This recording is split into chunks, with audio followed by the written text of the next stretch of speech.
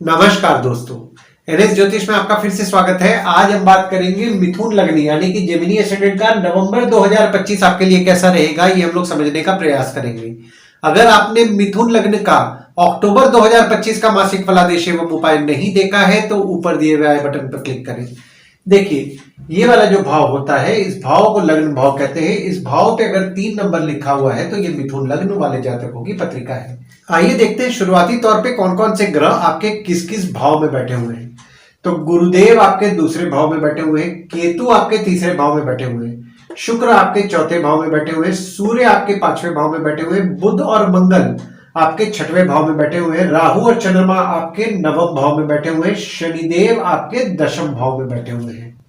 दोस्तों, अगर आपको अपनी कुंडली दिखवानी है यानी कि पर्सनल कंसल्टेशन अगर आपको लेना है तो नीचे दिए हुए नंबर पे आप हमें संपर्क करके अपॉइंटमेंट बुक कर सकते हैं। अब अगर हम लोग आपका लग्न देखें तो देखिए, लग्न पे आपके ग्रह तो कोई नहीं है, पर यहाँ पे दृष्टि पड़ रही है मंगल की, और मंगल की दृष्टि आपके लग्न पे पड़ने लगी 27 अक्टूबर से।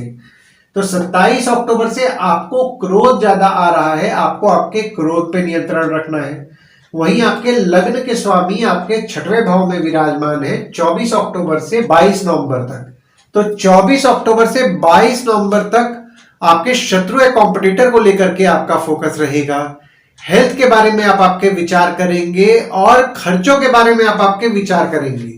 और जब आपके लग्न के स्वामी आपके पांचवें भाव में 23 नवंबर से वक्री हो रहे हैं, तो 23 नवंबर से आपके बच्चों को लेकर के आपका फोकस रहेगा। जो स्टूडेंट्स हैं, स्टूडेंट्स को उनके पढ़ाई को लेकर के फोकस रहेगा। और अगर आपका किसी के साथ प्रेम संबंध चल रहा है यानी कि आपके प्रेमी या प्रेमिका है, प्रेमी या प्रेमिका को लेकर के आपका फोकस रहेगा। वहीं अगर आप साधना करते हैं तो साधना करने में भी आपका फोकस रहेगा। दूसरे भाव में आपके गुरुदेव विराजमान है और दूसरे भाव में गुरुदेव उच्च के हैं, और आपके दूसरे भाव के स्वामी जो कि चंद्रमा है आपके नवम भाव में विराजमान है 1, 27, 28 और 29 तारीख को। देखिए, दूसरा भाव जो होता है वो होता है आपके वाणी कुटुंब कोष का होता है। दूसरे भाव में आपके गुरुदेव विराजमान है तो इनकम के लिए निश्चित तौर पर शुभ फल की प्राप्ति कराएंगे। और गुरुदेव जो है आपके 7वें और 10वें भाव के स्वामी हैं जो कि दूसरे भाव में विराजमान है। तो अगर आप काम आपके भागीदारी में कर रहे हैं तो भागीदार से आपके लाभ के योग बन रहे हैं। वहीं आपकी स्पाउस द्वारा भी अगर आप काम कर रहे हैं तो आपकी स्पाउस से आपके लाभ के योग बन रहे हैं। और अगर आपकी स्पाउस इंडिपेंडेंट भी काम कर रही है तो भी यहाँ पे आपके लाभ के योग बन रहे हैं। और आप आपके काम में जो मेहनत कर रहे हैं उसका भी आपको रिजल्ट मिल रहा है, यानी कि उससे भी आप सेविंग्स कर पा रहे हैं। और आपके पिता द्वारा आपके संपत्ति मिलने के योग भी बन रहे हैं। तीसरे भाव में आपके केतु विराजमान है और आपके तीसरे भाव के स्वामी जो कि सूर्य है आपके 5वें भाव में विराजमान है। देखिए, तीसरा भाव जो होता है वो होता है आपके स्वयं के पराक्रम, धैर्य, छोटे भाई बहन, पड़ोसी, डेली के प्रवास का होता है। केतु आपके तीसरे भाव में विराजमान हो गए 29 मई से। तो 29 मई से आप आपके जो काम कर रहे हैं यानी कि कोई भी काम अगर आपको कराना है जहां पराक्रम की जरूरत है, वहां पे आप साम दाम दंड भेद किसी भी तरीके से अपने पराक्रम को यूज कर रहे हैं। और आपके तीसरे भाव के स्वामी आपके 5वें भाव में विराजमान हो गए 17 अक्टूबर को, और 15 नवंबर तक आपके 5वें भाव में विराजमान है। तो आपके बच्चों द्वारा आपको धैर्य की प्राप्ति होगी, आपके बच्चों से आपको हिम्मत मिलेगा। वही अगर आपका किसी के साथ प्रेम संबंध चल रहा है यानी कि आपके प्रेमी या प्रेमिका है तो प्रेमी या प्रेमिका भी आपको धैर्य की प्राप्ति होगी और उनसे भी आपको हिम्मत मिलेगा। और जब आपके तीसरे भाव के स्वामी आपके 6वें भाव में 16 नवंबर से विराजमान होंगे तो आपके शत्रु हो गए, कॉम्पिटिटर हो गए, उनसे आपको हिम्मत मिलेगा। हालांकि यहाँ पे देखिए 16 नवंबर से आपके छोटे भाई बहन से छोटे मोटे विवाद हो सकते हैं, विवाद से बचें। चौथे भाव में आपके शुक्र विराजमान है, शनिदेव की दृष्टि पड़ रही है और आपके चौथे भाव के स्वामी जो कि बुध हैं आपके 6वें भाव में विराजमान है। देखिए, चौथा भाव जो होता है वो होता है आपके सुख, घर, वाहन, माता का होता है। चौथे भाव में आपके शुक्र विराजमान है और शुक्र जो है आपके 5वें भाव के स्वामी है और 12वें भाव के स्वामी है जो कि चौथे भाव में विराजमान है। तो एक तरफ शुक्र द्वारा आपके पत्रिका में केंद्र त्रिकोण राजयोग का निर्माण हो गया है 9 अक्टूबर से, और ये राजयोग का निर्माण 1 नवंबर तक रहेगा। देखिए, जो भी लोग घर वाहन से संबंधित काम कर रहे हैं जैसे कि ट्रांसपोर्ट हो गया, रियल एस्टेट हो गया, नई पुरानी गाड़ी खरीदना बेचना, car detailing, car accessories, property खरीदवाना बेचवाना, उनके काम को लेकर के थोड़े बहुत उतार चढ़ाव जो आपको देखने मिल रहे थे उसमें 18 अक्टूबर से आपको सुधार देखने मिला। हालांकि यहाँ पे देखिए आपके घर, वाहन, ट्रांसपोर्ट, रियल एस्टेट से संबंधित अगर आप काम कर रहे हैं तो काम को लेकर के खर्चे बढ़ गए। आपकी माता को लेकर के आपके खर्चे बढ़ गए 9 अक्टूबर से 1 नवंबर तक। और सुख संबंधित चीजों को लेकर के भी आपके खर्चे बढ़े हुए हैं 9 अक्टूबर से 1 नवंबर तक। और आपके चौथे भाव के स्वामी आपके छठवें भाव में विराजमान है 24 अक्टूबर से 22 नवंबर तक। तो 24 अक्टूबर से 22 नवंबर तक आपकी माता की स्वास्थ्य का आपको ध्यान देना है, या माता की स्वास्थ्य थोड़ी बहुत बिगड़ सकती है। पांचवें भाव में आपके सूर्य विराजमान है, बुध 23 नवंबर को विराजमान होंगे और शुक्र 2 नवंबर को विराजमान होंगे। देखिए पांचवा भाव जो होता है वो होता है आपके संतति, प्रेम, पढ़ाई, साधना का होता है। सूर्य जब आपके पांचवें भाव में 17 अक्टूबर से 15 नवंबर तक विराजमान रहेंगे तो जो भी स्टूडेंट सरकारी एग्जाम का प्रयास कर रहे हैं उनके लिए फेवरेबल समय यहाँ पे 15 नवंबर तक बन रहा है।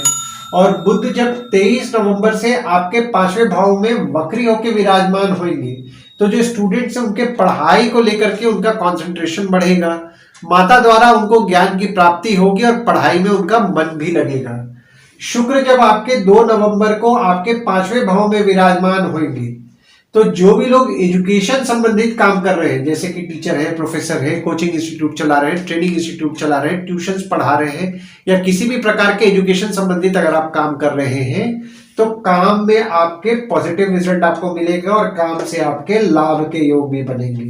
वैसे भी देखा जाए तो 23 नवंबर से भी जो भी लोग एजुकेशन संबंधित काम कर रहे हैं अपने काम को लेकर समझदारी और बुद्धिमानी से निर्णय भी लेंगे। छठवें भाव में आपके बुध विराजमान है, मंगल विराजमान है, सूर्य 16 नवंबर को विराजमान होंगे और शुक्र 26 नवंबर को विराजमान होंगे और गुरुदेव की दृष्टि पड़ रही है। देखिए छठवां भाव जो होता है वो होता है आपके रोग, ऋण, शत्रु, मामा, मौसी का होता है। छठवें भाव में आपके मंगल विराजमान हो गए 27 अक्टूबर से। तो 27 अक्टूबर से मंगल द्वारा आपके पत्रिका में विपरीत राजयोग का निर्माण हो गया है। तो 27 अक्टूबर से अगर आप आपके काम में संघर्ष कर रहे हैं तो आपको अच्छी तरक्की मिलेगी और उससे आपको लाभ भी होगा। और अगर आपके शत्रु या कॉम्पिटिटर पे कुछ खर्च हो रहा है तो खर्च कीजिएगा तो उसका भी आपको पॉजिटिव रिजल्ट देखने मिलेगा। और शुक्र जब 26 नवंबर को आपके छठवें भाव में विराजमान होंगे तो 26 नवंबर से आपके बच्चे हो गए उनको थोड़ा डिप्लोमेटिकली आप हैंडल करें, क्योंकि यहाँ पे आप समझाने कूद जाएंगे और आपके बात का मतलब कुछ और वो निकाल लेंगे। प्रेम संबंध में भी आपको सोच समझ के बात करना है, कुछ समझाने कुछ और गए और समझ वो कुछ और गए, जिसके कारण संबंध में उतार चढ़ाव देखने मिल सकता है। और स्टूडेंट्स को उनके पढ़ाई पे भी कंसंट्रेशन 26 नवंबर से बढ़ाना है, क्योंकि 2 नवंबर से 25 नवंबर का जो समय बन रहा है पढ़ाई को लेकर के पॉजिटिव रिजल्ट मिलेगा, पर 26 नवंबर से थोड़ा बहुत डिस्ट्रैक्शन पढ़ाई को लेकर हो सकता है, तो पढ़ाई पे फोकस बढ़ाएं। 7वें भाव में आपके कोई ग्रह नहीं है, पर यहाँ पे देखिए शनिदेव की दृष्टि आपके 7वें भाव में पड़ रही है और आपके 7वें भाव के स्वामी आपके दूसरे भाव में विराजमान है। देखिए 7वां भाव जो होता है वो होता है आपके स्पाउस, भागीदार का होता है। 7वें भाव में आपके शनिदेव की दृष्टि पड़ रही है 29 मार्च से। तो 29 मार्च से आपके स्पाउस हो गए या फिर आपके भागीदार हो गए, उनसे छोटे मोटे मनमुटाव हो रहे थे। हालांकि 18 अक्टूबर से जो मनमुटाव हो रहे थे उसमें कुछ ना कुछ आपको सुधार देखने मिला होगा। 8वें भाव में आपके कोई ग्रह नहीं है, पर यहाँ पे देखिए गुरुदेव की दृष्टि आपके 8वें भाव में पड़ रही है और आपके 8वें भाव के स्वामी आपके 10वें भाव में विराजमान है। देखिए 8वां भाव जो होता है वो होता है आपके आयु, जीवन, मृत्यु, अचानक धन लाभ, ससुराल का होता है। 8वें भाव में आपके गुरुदेव की दृष्टि पड़ रही है तो आपके आयु के लिए निश्चित तौर पर शुभ फल प्रदान कर रहे हैं। वहीं दूसरी ओर आपके ससुराल वालों के साथ संबंध में आपके मजबूती भी आपको देखने मिल रहा है 18 अक्टूबर से। देखिए यहाँ पे 8वां भाव जो होता है ना वो होता है रिसर्च का भी और जमीन से नीचे से संबंधित चीजों का भी होता है, जैसे कि माइनिंग हो गया। तो 8वें भाव में गुरुदेव की दृष्टि पड़ रही है, तो जो भी लोग जमीन से नीचे से संबंधित काम कर रहे हैं, रिसर्च से संबंधित काम कर रहे हैं, उनके काम में उनको पॉजिटिव रिजल्ट देखने मिल रहा है और उनके काम में उनके बढ़ोतरी भी हो रहा है। हालांकि यहाँ पे देखिए आपके पिता की स्वास्थ्य का आपको ध्यान देना है, पिता की स्वास्थ्य थोड़ी बहुत बिगड़ सकती है। 9वें भाव में आपके राहु विराजमान है, चंद्रमा विराजमान है, मंगल की दृष्टि पड़ रही है और आपके 9वें भाव के स्वामी आपके 10वें भाव में विराजमान होकर के केंद्र त्रिकोण राजयोग का निर्माण कर दिए हैं 29 मार्च से। देखिए नवम भाव जो होता है वो होता है आपके भाग्य, धर्म, जीजा, साली, साला, छोटे भाई के स्पाउस का होता है। नवम भाव में आपके राहु विराजमान हो गए 29 मई से, तो 29 मई से भाग्य भाव में राहु विराजमान है, तो भाग्य आपका साथ देगा। और मंगल की दृष्टि भी आपके नवम भाव में पड़ रही है। तो जो भी लोग मेडिकल फील्ड से संबंधित काम कर रहे हैं, जैसे कि डॉक्टर है, फार्मासिस्ट है, मेडिकल इक्विपमेंट का बिजनेस कर रहे हैं, बैंक रिकवरी, सिक्योरिटी सप्लाई से संबंधित काम कर रहे हैं, उनके काम में उनका भाग्य अच्छा साथ दे रहा होगा। हालांकि यहाँ पे देखिए आपका भी भाग्य साथ देगा, क्योंकि राहु भी आपके नवम भाव में विराजमान है और मंगल की दृष्टि पड़ रही है, और आपके नवम भाव के स्वामी आपके दशम भाव में विराजमान है। तो अगर आप आपके काम में मेहनत कर रहे हैं तो निश्चित तौर पर आपको पॉजिटिव रिजल्ट देखने मिल रहा है, पर यहाँ पे मेहनत करना है। मेहनत नहीं कीजिएगा रिजल्ट नहीं मिलेगा। तो मेहनत अगर आप कम कर रहे हैं तो मेहनत को बढ़ाइए अपने काम में, 100% आपको रिजल्ट मिलेगा। और वैसे भी अगर मैं देखूं तो आपके बॉस हो गए, पिता हो गए, उनका सपोर्ट आपको अच्छा मिल रहा है, और आपके बॉस और पिता द्वारा आपका भाग्य भी साथ दे रहा है। 10वें भाव में आपके शनिदेव विराजमान है, गुरुदेव की दृष्टि पड़ रही है, और गुरुदेव की दृष्टि गुरुदेव के घर में पड़ रही है। देखिए 10वां भाव जो होता है वो होता है आपके बॉस, पिता, काम, ऑफिस का होता है। 10वें भाव में आपके शनिदेव विराजमान है, तो काम के लिए निश्चित तौर पर शुभ फल की प्राप्ति कराएंगे। जो भी लोग जॉब स्विच करने का सोच रहे हैं उनके लिए नए नए अपॉर्चुनिटीज लाएंगे। और जब 18 अक्टूबर से गुरुदेव की दृष्टि आपके दशम भाव में पड़ रही है, तो नए नए अपॉर्चुनिटीज के लिए अगर आप कोशिश कर रहे हैं, यानी कि जॉब स्विच करने का सोच रहे हैं, तो आपके लिए अच्छा समय यह बना हुआ है। अपने प्रयास को बढ़ाएं। जो लोग जॉब स्विच नहीं करना चाह रहे हैं उनके काम में भी उनको पॉजिटिव रिजल्ट देखने मिलेगा, यानी कि उनके काम के रिस्पॉन्सिबिलिटीज भी बढ़ेंगे। 11वें भाव में आपके कोई ग्रह नहीं है, पर सूर्य की दृष्टि आपके 11वें भाव में 17 अक्टूबर से 15 नवंबर तक पड़ रही है। बुध की दृष्टि 23 नवंबर से पड़ेगी और शुक्र की दृष्टि 2 नवंबर से पड़ेगी। देखिए 11वां भाव जो होता है ना, वो होता है आपके आय, यानी कि इनकम, दोस्त, पहचान के लोग, कम्युनिकेशन, बड़े भाई बहन का होता है। 17 अक्टूबर से 15 नवंबर का जो समय बन रहा है, इस पीरियड में अगर आपका कोई पैसा सरकार द्वारा आना है तो आपके लिए फेवरेबल समय बन रहा है। अगर आपने कोई सरकारी काम किया है और पैसा आप एक्सपेक्ट कर रहे हैं तो ये पीरियड आपके लिए बन रहा है। और वही बुध जब 23 अक्टूबर से आपके 11वें भाव में दृष्टि डालेंगे, तो पैसे को लेकर के, यानी कि कैसे कमाया जाए या फिर किस तरीके से पैसे को बढ़ाया जाए, आप इस बारे में विचार करेंगे, सोच समझ करके निर्णय भी लेंगे। और अगर आपका कहीं पैसा अटक रहा है तो 2 नवंबर से 25 नवंबर के बीच में लेडीज की मदद ले। जहां भी पैसा अटक रहा है, आपके पैसे ज्यादा अच्छा तरीका से वे आपको निकाल के दे सकती हैं, और पैसे के लिए आपको एग्रेसिव भी नहीं होना पड़ेगा। वैसे भी देखा जाए तो आप लोग पैसे को लेकर के बहुत जल्दी एग्रेसिव हो जाते हैं, तो पैसे के लिए एग्रेसिव भी ना हो, क्योंकि यहाँ पे एग्रेसिव अगर आप रहेंगे पैसे को लेकर के तो चीजें कुछ बिगड़ सकती हैं। इस चीज का ध्यान दें। आपके बड़े भाई बहन हो गए, दोस्त हो गए, पहचान के लोग हो गए, अगर आपका कोई काम अटक रहा है और डिले हो रहा है तो किसी भी किस्म के विवाद से बचें, क्योंकि ये जो पीरियड आपका 27 अक्टूबर से बन रहा है, विवाद होने की संभावनाएं बन रही हैं। हालांकि जो भी लोग मेडिकल फील्ड से संबंधित काम कर रहे हैं, डॉक्टर हैं, फार्मासिस्ट हैं, या फिर मेडिकल इक्विपमेंट का बिजनेस कर रहे हैं, बैंक रिकवरी, सिक्योरिटी सप्लाई से संबंधित काम कर रहे हैं, उनके काम से उनके लाभ के योग बन रहे हैं। 12वें भाव में आपके कोई ग्रह नहीं है, पर यहाँ पे देखिए मंगल की दृष्टि पड़ रही है, शनिदेव की दृष्टि पड़ रही है, सूर्य की दृष्टि 16 नवंबर से पड़ रही है और शुक्र की दृष्टि 26 नवंबर से पड़ रही है। देखिए 12वां भाव जो होता है वो होता है आपके खर्च, जेल, फॉरेन, हॉस्पिटल, मोक्ष का होता है। 12वें भाव में आपके शनिदेव की दृष्टि पड़ रही है, तो आपके खर्चों को आप कंट्रोल करने का सोच रहे हैं। हालांकि यहाँ पे देखिए खर्चों को आप कंट्रोल कर रहे हैं, पर दवाई बीमारी संबंधित कुछ ना कुछ आपके खर्चे भी दूसरी ओर बढ़ रहे हैं। और मंगल की दृष्टि भी आपके 12वें भाव में पड़ रही है। तो देखिए कोई भी विवाद अगर हो रहा है ना, तो अपने एंड से सॉल्व करें, विवाद को बढ़ने ना दें। और सूर्य की दृष्टि जब 16 नवंबर से पड़ेगी, तो 16 नवंबर से कोई भी सरकारी नियम ना तोड़े, यहाँ पे सरकारी दंड भरना पड़ सकता है। और 26 नवंबर से आपके स्पाउस को लेकर के कुछ ना कुछ खर्चे बढ़ेंगे, लेडीज को लेकर के कुछ ना कुछ खर्चे बढ़ेंगे, लग्जरी संबंधित चीजों को लेकर के आपके कुछ ना कुछ खर्चे आपके बढ़ेंगे।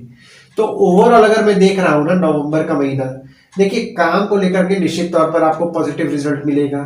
जो लोग घर वाहन से संबंधित काम कर रहे हैं उनके काम में भी उनको रिजल्ट मिलेगा, और जो लोग मेडिकल फील्ड से संबंधित काम कर रहे हैं उनके काम में भी रिजल्ट मिलेगा, टीचिंग संबंधित काम कर रहे हैं उनके काम में भी रिजल्ट मिलेगा।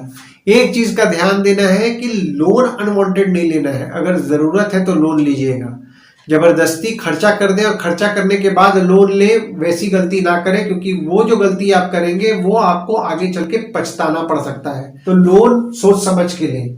आइए दोस्तों, हम लोग ये समझने का प्रयास करते हैं कि नवंबर के महीना में आपके लिए तारीख कौन कौन सी अच्छी होगी। यानी कि जिस दिन अगर आप कोई अच्छा काम करना चाह रहे हैं तो इस तारीख को आप कंसीडर अगर कर रहे हैं तो आपको ज्यादा अच्छा रिजल्ट देखने मिलेगा।